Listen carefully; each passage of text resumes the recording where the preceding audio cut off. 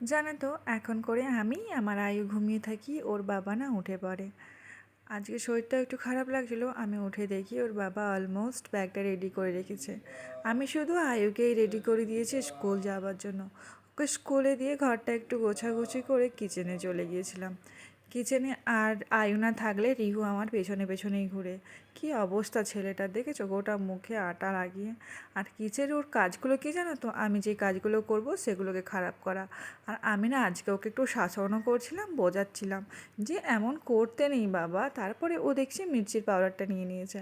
আমি ওর হাত থেকে কেড়ে নিতে ওর সে কি কান্না! আমি তো ভাবলাম বাবা এত কেন কাঁদছে।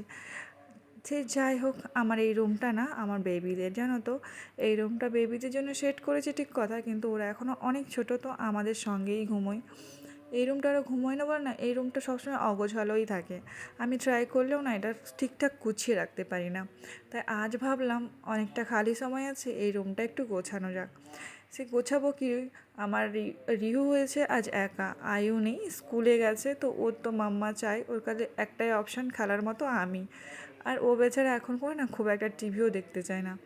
তাই ও আমার সঙ্গে খেলছিল, আর আমারও বেশ ওর কোম্পানিটা ভালো লাগে। ও খেললে আমার বেশ ভালো লাগে, ওর সঙ্গে খেলতে খেলতে কাজও হয়ে যায়, বোঝাই যায় না। সে যাই হোক, আমরা কাজ করছিলাম, এদিকে রিউ আর দাদুও চলে এসেছিলো সন্ধে সন্ধে। তো ওনারা খেলছিল, উনি চেষ্টা করে খেলার জন্য, বাট পেরে ওঠে না। বাই দ্য ওয়ে, এবারে ফ্রাইডের ব্লগটা দেওয়া হয়নি, এটা হচ্ছে ফ্রাইডের ব্লগ ছিল। আর এনারা এসেছিলেন কলকাতা থেকে, তবে থেকে জেদ করছে নানির বাড়ি যাব, নানির বাড়ি যাব।